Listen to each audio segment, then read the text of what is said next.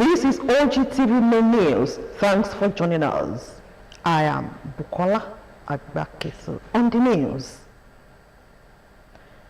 federal government restates commitment to modernizing public broadcast facilities. Over 1.9 million students to sit for Nigeria's first digital-based West African Senior School Certificate examination. Nigeria secures $1 billion investment with Chinese firm to boost sugar production. Your website www.ogtv.com.ng/live for the latest news and reports. Check us on these platforms: X at Ogtv, Instagram at Ogtv Television, or download Ogtv app on Apple Store and Google Play Store.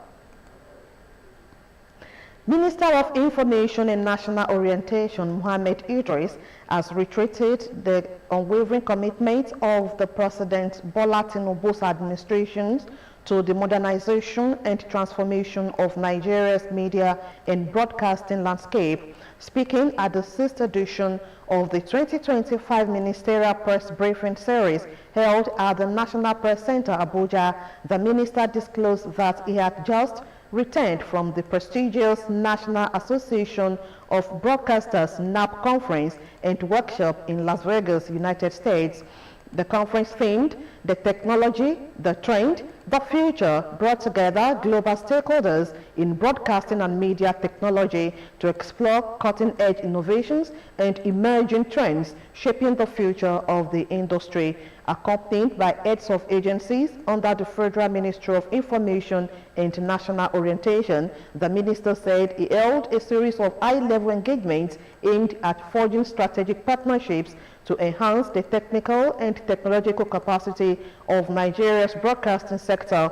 He also disclosed his subsequent participation in the Nigerian Business Forum in Paris, France, hosted by Business France. On the sidelines of the forum, Idris said he met with senior executives of UNESCO to advance the establishment of a first-of-its-kind media and information literacy institute in Abuja.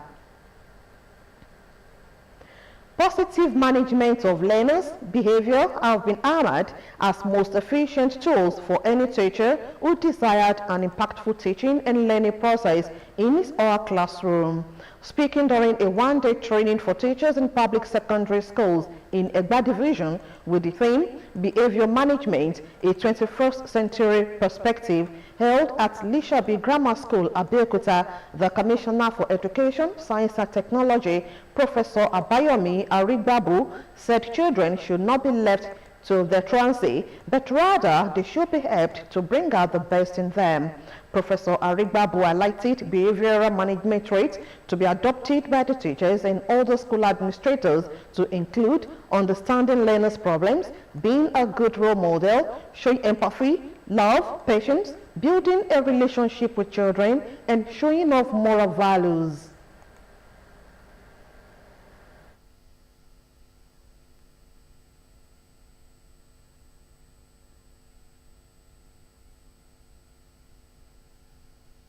To manage people, you need to understand. Some people will exhibit certain behaviors because of certain experiences. So as teachers, we have an option to make a bad situation worse or to turn it around for the better. Which one do you want to do? And where do you make it possible? Thank you. During the training session, the Special Advisor to the Governor on Education, Dr. Ronke Shoyombo, stated that the young generation are growing up with virtual artificial intelligence, virtual reality, and the internet, and these shaped things are expected to be shaped by imagining connectivities. A lot of children are not being cared for. Nobody cares about them. Do you know the most difficult student in your class may be looking for somebody to look after him or her, and you are now being nasty to him, so it means everybody is rejecting him. So number one thing is, let us cultivate positive relationships. In In his welcome address, the Principal General for Egba Region, Babatunde Ige, noted that learners nowadays exhibit negative behaviors and the challenges cannot be overcome using conventional methods, hence the need for training to learn new techniques of combating wrong behaviors among students. Also speaking, the President, All Nigeria Confederation of Principals of Secondary Schools, ANCOPS, Adeniyi Adekoya, appreciated the resourcefulness of Dr. Sheyombo towards promoting high quality of education in the state, saying the meeting was to upgrade teachers' proactiveness on how to manage the behaviors of new generation of learners. Appreciating the Office of the Special Advisor to the Governor on Education for organizing what they described as educative program, Mrs. Oluwafumilayo Akojo, Principal of Gateway Secondary School Junior, and Abiodu Bankole, a teacher of Abeokuta Grammar School, both in Abeokuta, said the training had changed their perspectives on how to extend love, care, and be positive in their approach to teaching and learning. In a major technological shift, the West African Examinations Council has introduced the first ever computer-based West Africa Senior School Certificate Examination for school candidates. According to the council, it is aimed at improving examination delivery and curbing malpractices. Speaking during a press briefing held at the WAEC National Office in Yaba, Lagos, Head of Nigeria National Office of WAEC, Dr. Amos Dagot, said the council was fully prepared for the conduct of the examination.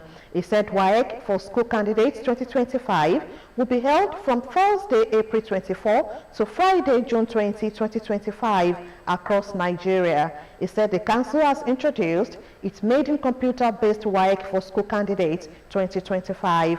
Addressing the issue of examination malpractices, Dangot warned candidates, supervisors, and schools to adhere strictly to examination rules. He appealed to parents, teachers, and school officials to discourage malpractices and called on media organizations to support WAEC's awareness campaigns.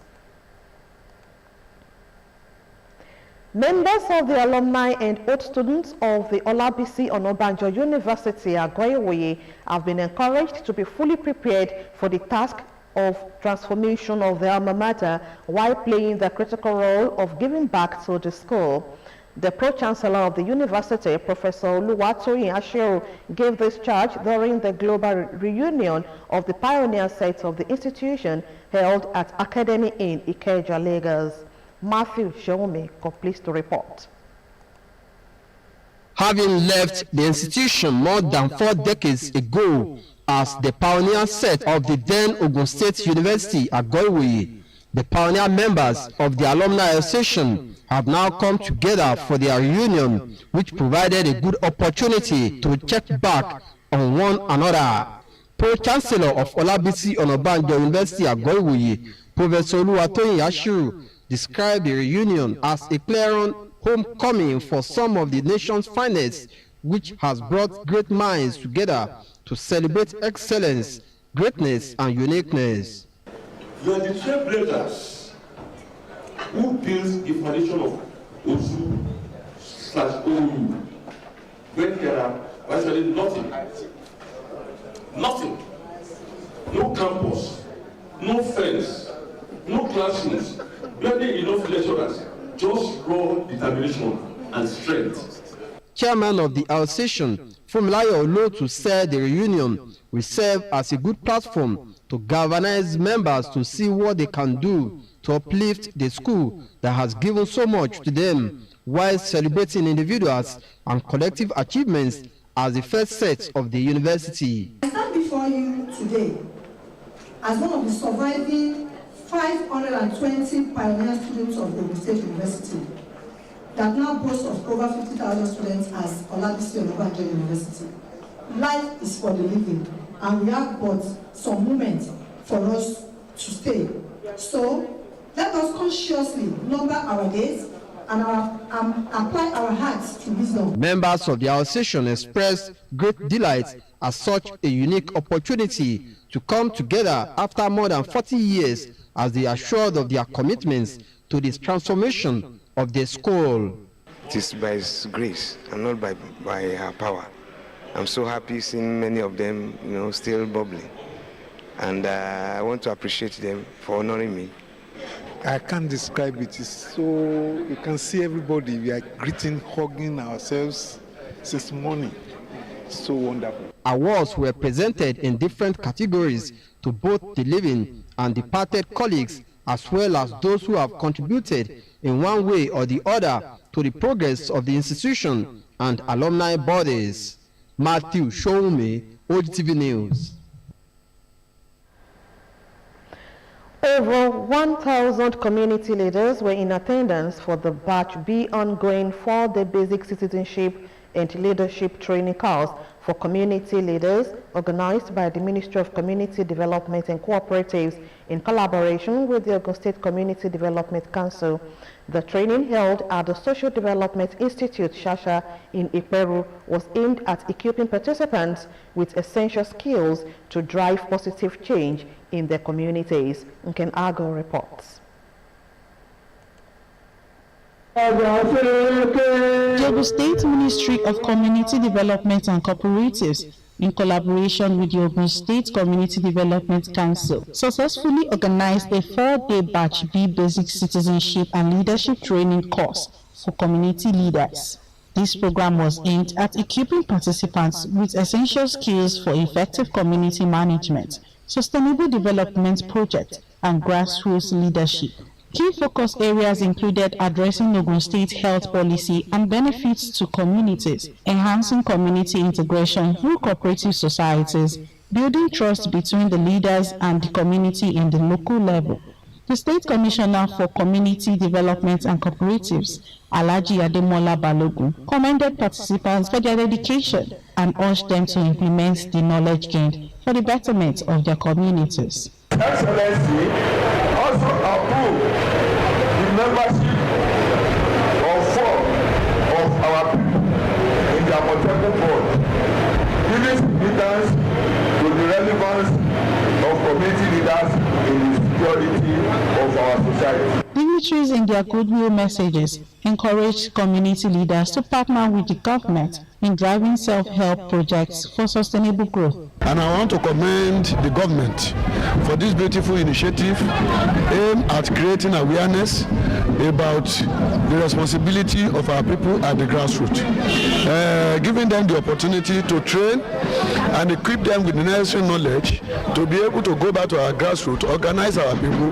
as to how they can bring meaningful development by partnering government. Participants expressed gratitude for the opportunity, describing the training as impactful and transformative. I am so impressed that I came here for this training, and the major thing that I'm taking home from here is that ability to persuade and to try and see how I can be better in the community leadership. I want to commend our amiable governor for doing that beautiful work. I pray that God will continue to strengthen him in his powers. God will continue to assist him to be able to do more. The representation of certificate and trophy to the winner of a football competition among Community Development Association leaders. Nkem Agu, Ogtv News.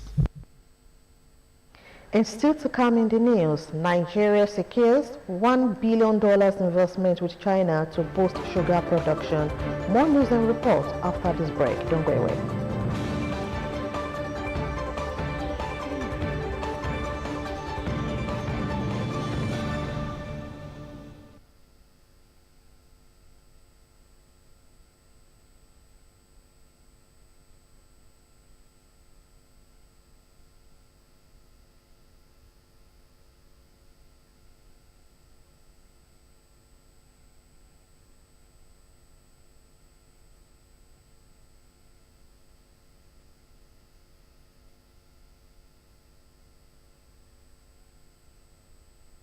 Whatever you need, whatever you want. What makes every order special? Joy to show, you know the evening is so much. The fact that it births new beginnings. Inspiring us to express every shade of who we are. Whatever you need.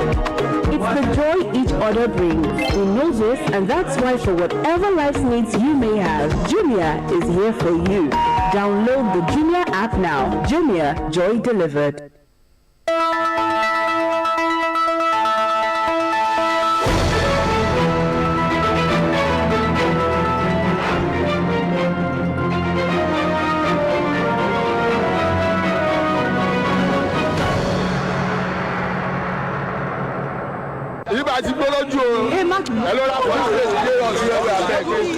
What makes every order special? Their ability to make old situations a lot better? Or the memories they help us create? It's the joy each order brings. We know this, and that's why for whatever life needs you may have, Jumia is here for you. Download the Jumia app.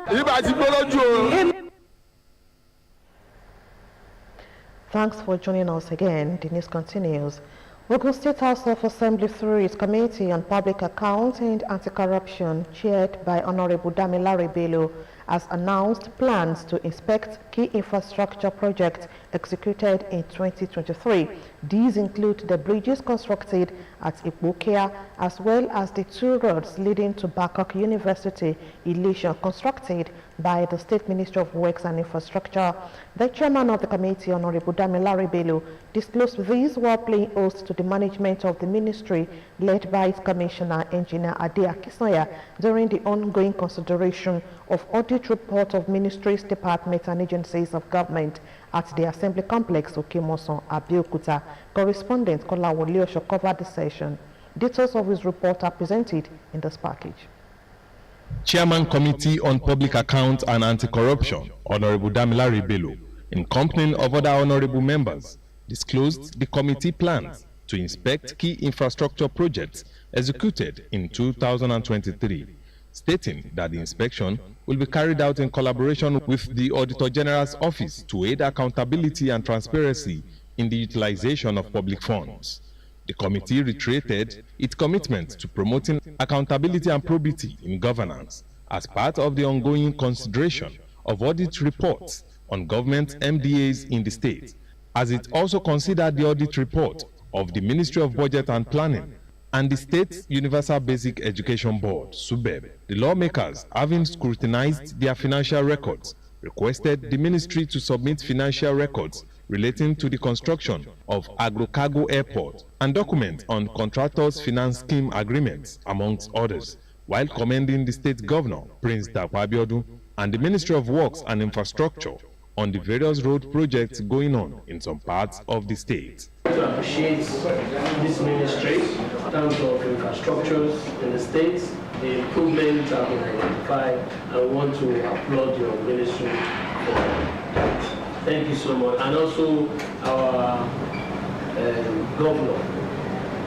Prince Dapo Abiodun, for also funding this ministry very, very well. In the same vein, the House Committee directed the Ministry of Budget and Planning, led by the Permanent Secretary, Mrs. Oluwafunmilayo Dada, to provide details of revenue and budget reports, local travels and transport training expenditure, as well as monitoring and evaluation expenses, including documents on annual budget implementation. The House Committee on Public Accounts and Anti-Corruption also directed the management of the State Universal Basic Education Board, SUBEB, led by the board's executive secretary, Dr. Mikhail Lawal, to present documents of land and building under the capital expenditure, documents covering projects, maintenance of public schools, office stationery and consumables, as well as access bank statements covering January to December 2023, to be submitted to the committee by Wednesday, 23rd April 2025. The National Sugar Development Council, NSDC, has signed a Memorandum of Understanding, MOU, with Sinomark, a Chinese conglomerate, for the development of a sugarcane cultivation and processing project capable of producing 1 million metric tons of sugar. The MOU, which is an early fruit of the Nigeria-China Strategic Partnership Initiative of President Bola Ahmed Tinubu, has the potential to attract investment of up to $1 billion into the sugar industry. According to the agreement, Sinomac is set to start by constructing a sugar production plant and sugarcane plantation with an annual production capacity of 100,000 metric tons, while the NSDC will facilitate and assist in obtaining the necessary authorization, approvals, and permissions to undertake the project. While Sinomac is expected to contribute its vast expertise, resources, and experience in the execution of the project on an engineering, procurement, and construction basis, the biggest advantage of the arrangement is that the Chinese conglomerate would also be financing it. Speaking at the signing ceremony in Abuja, the Executive Secretary and Chief Executive Officer of NSDC, Kamal Bakin, said that 2025 represents a pivotal year for accelerated development in Nigeria. He said the signing marked the beginning of what could evolve into a long-term relationship capable of delivering as much as 1 million metric tons of locally produced sugar, thereby strengthening the country's domestic production capacity and reducing import dependence. Also speaking, the Vice President of Sinomac acknowledged that as Africa's largest economy, the country's vigorous implementation of the NSMP to achieve self-sufficiency in sugar production is laudable. As the only old province of the colonial government that is yet to become a state, the creation of Ijebu State with capital in Ijebu-Ode is in the interest of justice, equity, and fairness. Chairman, Ijebu State Creation Implementation Committee, Otumba Olufunmilayo Okunowo, stated this during a press conference on the submission of memorandum for the creation of Ijebu State at the Palace of Awujale and paramount ruler of Ijebu land, where the slogan of the implementation, Ijebu State with Ijebu as state capital now, was launched. Matthew Shomi completes the report.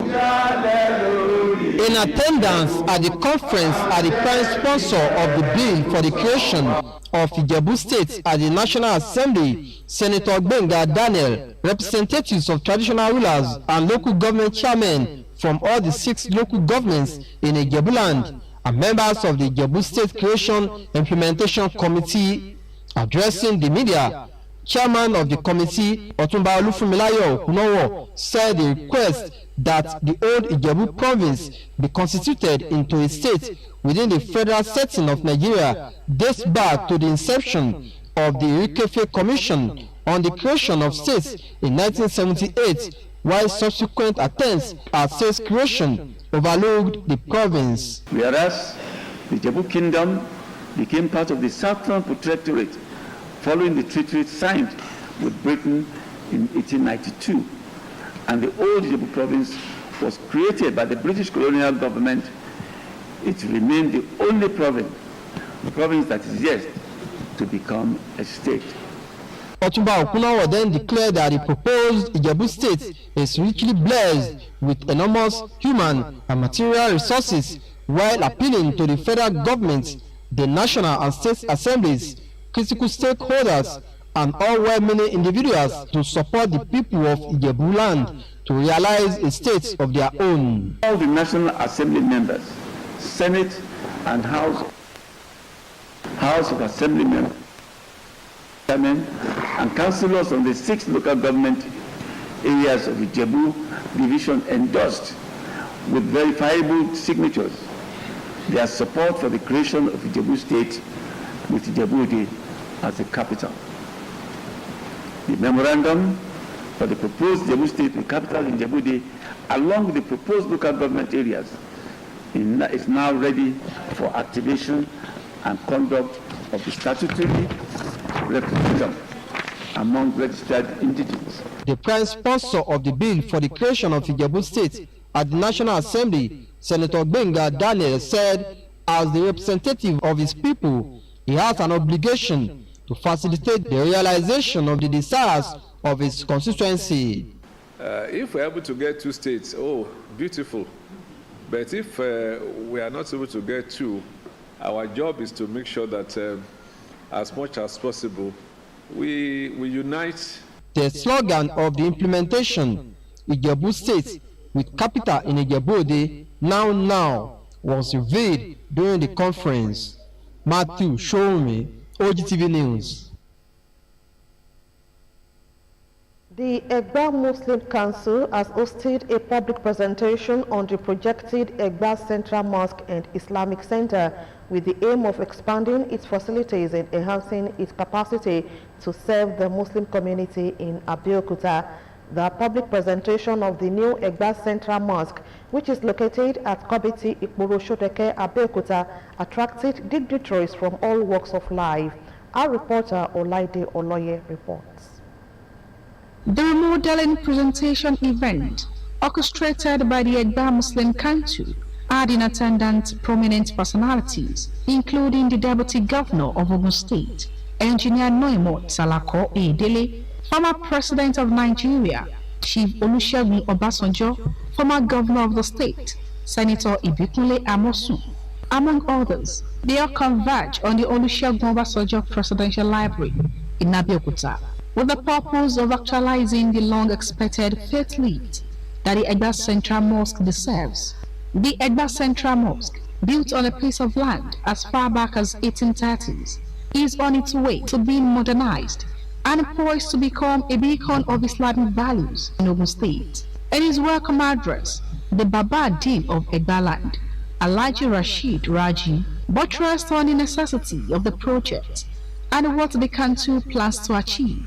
The public presentation of this project is to awaken entire Muslims of the world, our family, and friends, towards the actualization of this multi-billion project. The state deputy governor, Engineer Noimot Salako Oyedele, who represented Governor Dapo Abiodun, assured the Muslim faithfuls of government's unwavering support to the growth and projection of Islamic religion. The Egba Central Mosque at Kobiti is not just Egba Mosque or a local mosque. It is the official mosque of the Ogun State government. As such, His Excellency President Abiodun Suore has pledged that the state government will play a part in its development. We will not be found wanting. We shall therefore be taking up the administrative and library block. Prominent Islamic scholar Sheikh Sulaiman Onikijipa, in his lecture, emphasized the role of mosque as center for spiritual growth, education, and community development. Other prominent figures, including government officials, community leaders, and Islamic scholars, acknowledged the council for its efforts and reaffirmed their continued support to Islamic religion. I will appeal to all of us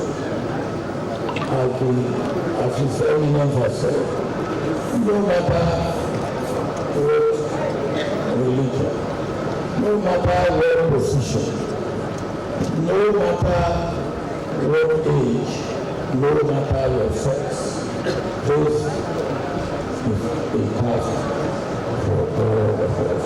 That with the array of guests that we have here today and those on the list of people we want to go to, it will come to fruition. We're targeting 5 years, but before the 5 years, it will be completed. Presentation of the modern design was conducted, while donations were made for the commencement of the project. The Egba Central Mosque and Islamic Center is expected to have a positive impact on the community and provide a platform for Islamic learning. Olaide Oloye, Ogtv News.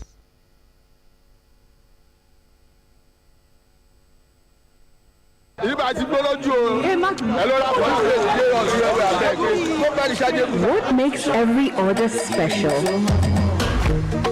Their ability to make old situations a lot better? Or the memories they help us create? It's the joy each order brings. We know this, and that's why for whatever life needs you may have, Jumia is here for you. Download the Jumia app.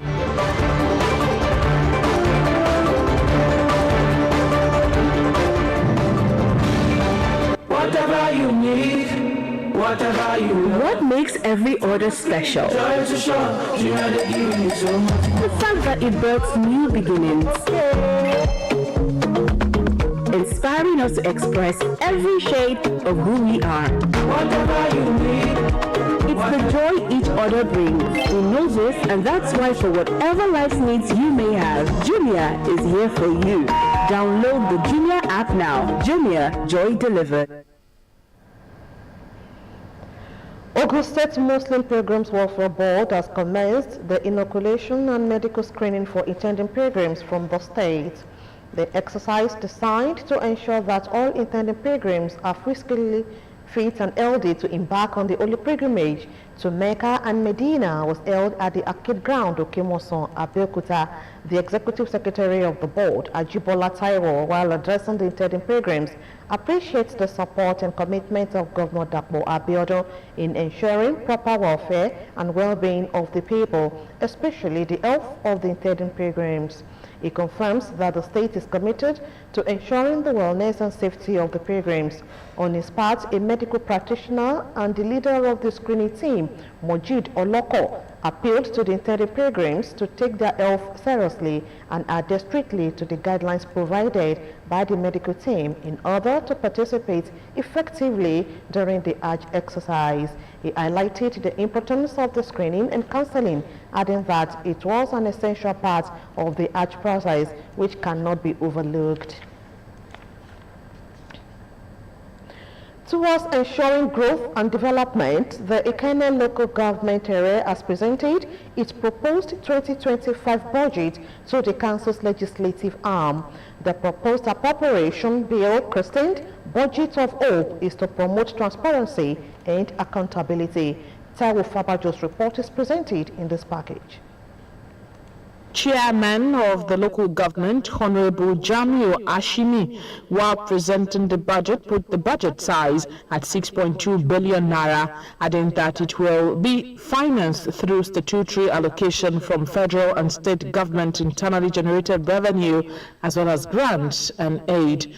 Members of the Legislative Council, after the presentation and acceptance of the appropriation bill by its speaker, promised to carry out due diligence on it. It will improve our local government and the well-being of the people. It is good and it's normal. As the House continues sitting on it, then if there's going to be any adjustment or additional, it is going to be. Meanwhile, the chairman, after these, inspected some ongoing drainage projects around Akindoyin Street in Ikene, New Kurigun Street in Elisha, and Amorero in Ikperu, promising that the work, which is to avert erosion, will be completed by the end of the month. Our mission is to make sure there's a good drainage within our community. We are doing 500 meters of drainage in Peru, Ward 5 here.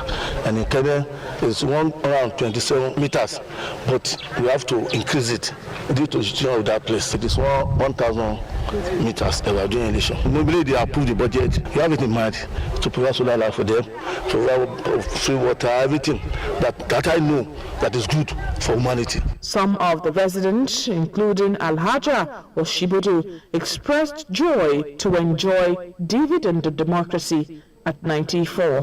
When he was campaigning, I said, you will win, but my gift will be my street. Just make it more tolerable. And he did it, and I'm happy. It's been a long time that we have been disturbed by this flood of a thing. So you understand. So we don't have good roads, especially these streets. But we are very happy when the chairman decided to start the wonderful job from this our street. We are all happy. As a matter of fact, we are really excited.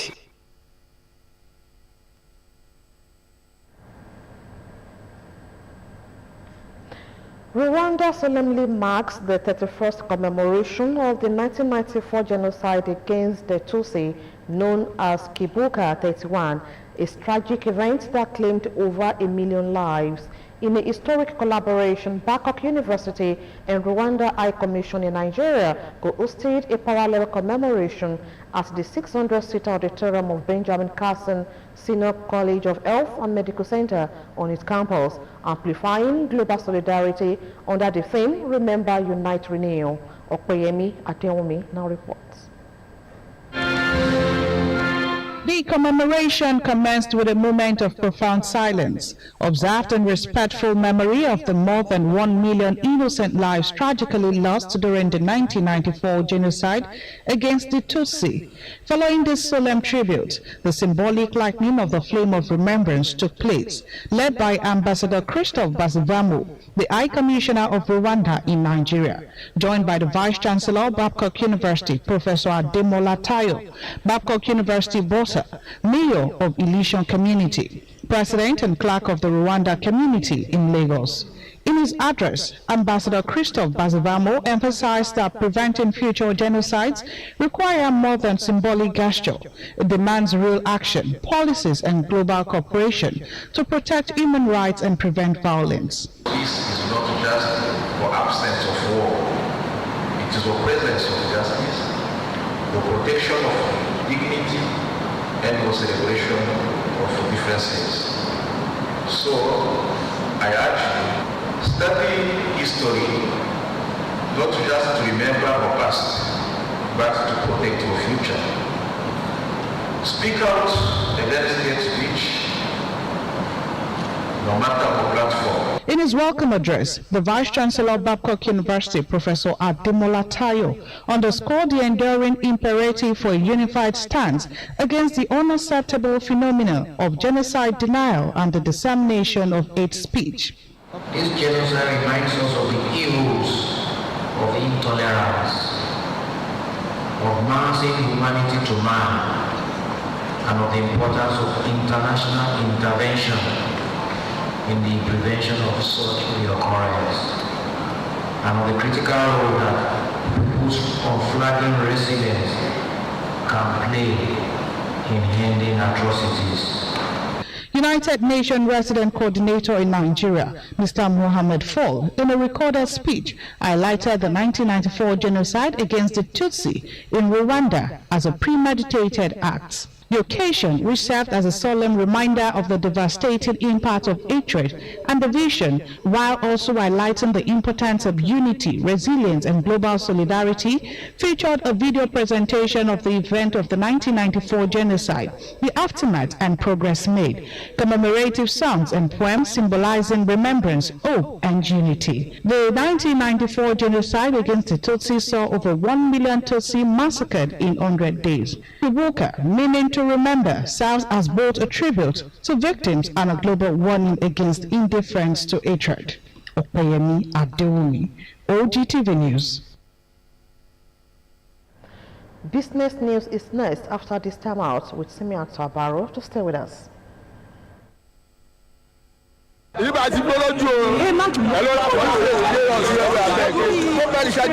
makes every order special? Their ability to make old situations a lot better, or the memories they help us create. It's the joy each order brings. We know this, and that's why for whatever life needs you may have, Jumia is here for you. Download the Jumia app.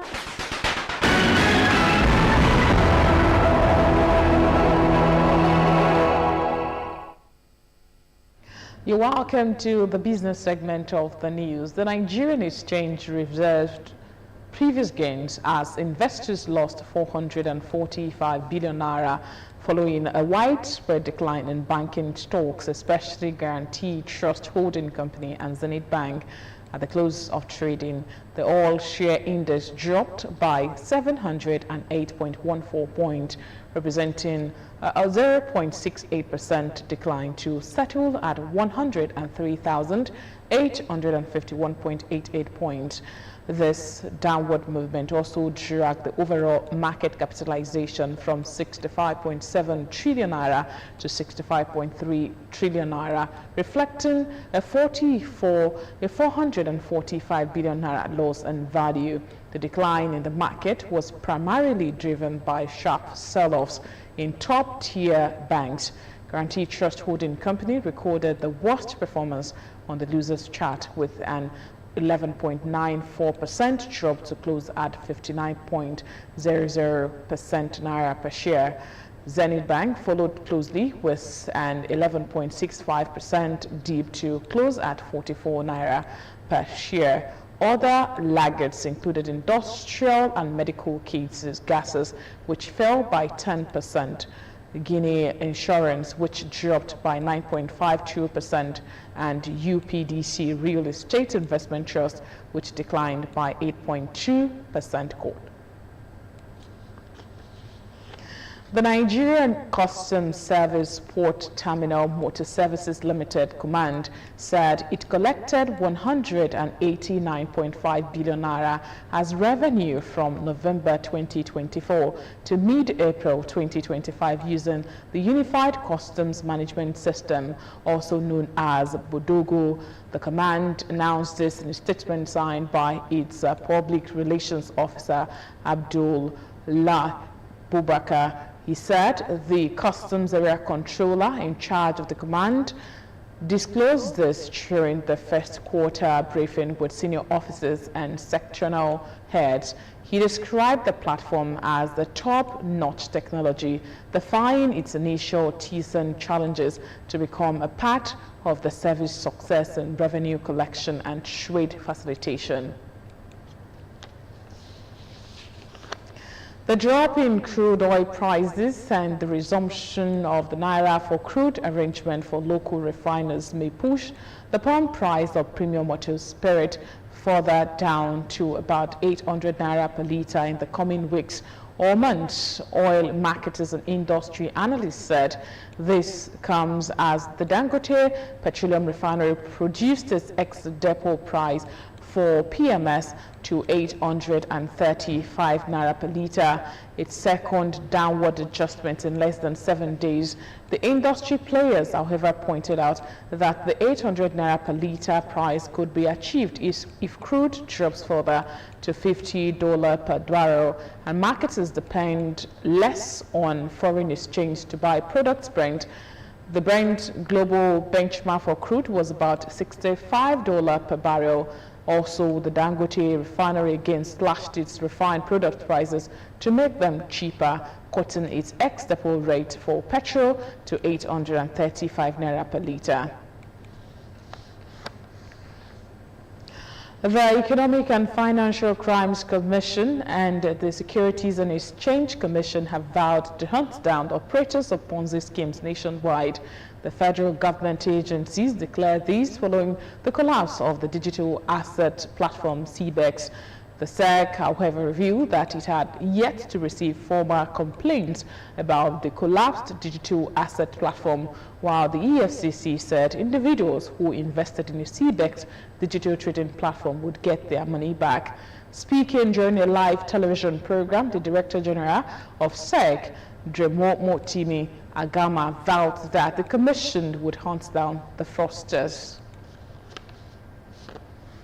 And finally, the Minister of Marine and Blue Economy, Adegboyega Oyetola, has said that the national maritime policy that is before the Federal Executive Council would accelerate growth in fisheries, aquaculture, renewable energy, tourism, and seabed mining. He added that the policy would also create a sustainable economic growth path for the sector. Oyetola stated this in Lagos while speaking at the panel discussion during the third Maritime Transportation Breakfast meeting organized by the Nigerian Maritime Law Association. The event was themed Prospect for Accelerated Growth and Other Matters Arising. Represented by the Director of Maritime Services of the Ministry, Dr. Mercy Lori, Oyetola reiterated that the policy would accelerate growth in fisheries, aquaculture, renewable energy, tourism, and seabed mining. And that's the end of Business News tonight. Many thanks for being a part of it. Back to Bukola.